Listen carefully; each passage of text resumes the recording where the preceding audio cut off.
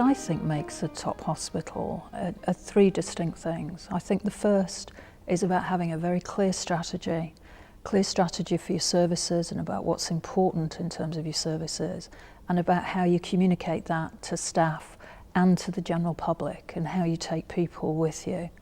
I think the second issue for me is about the culture. It's about the how you deliver things. It's about creating the skill and the will in the organisation to deliver the strategy. And the culture embraces all your values and beliefs as an organisation as well.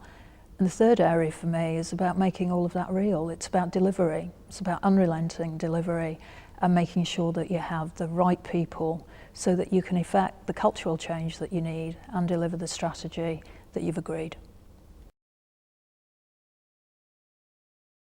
The notion of continuously improving is a critical one. I think it's very easy for organisations that are deemed to be successful to become complacent about where they are, and actually motivating people when it isn't broke and to constantly keep changing and moving forward is a really difficult leadership task. And I think the key challenges are about how you learn from others, how you're constantly comparing your performance with other people, and how you're keeping an eye on the outside environment so that you can interpret what that means for your organisation and ensure that your organisation is responding appropriately.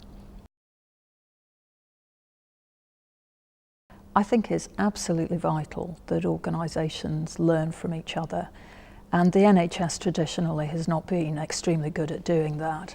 But as an organisation, we regularly go out, we take a look at what's happening elsewhere, we compare our own performance against that, and if we see good practice or new innovations elsewhere, we'll readily take those ideas and adapt them for our own organisation.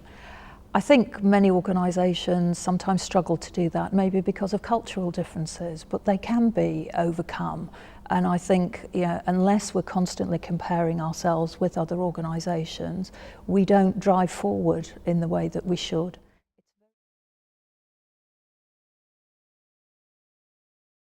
I think one of the things I'm most proud of in Calderdale and Huddersfield is the clinically led culture that we have in the Trust.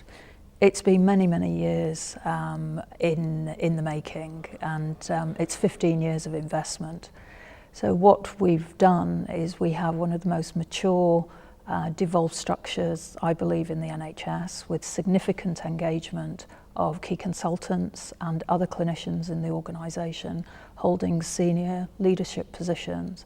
It's about real devolution, real decision making, autonomy and responsibility handed over to our clinical leaders. And most people in our organisation, I think, would quote our culture, which is about being clinically led and managerially supported. And we train our managers to work in a very subtle relationship with clinicians that brings the best out of that partnership. So we get the best leadership, the best management, and the strongest focus on the clinical agenda that we can achieve.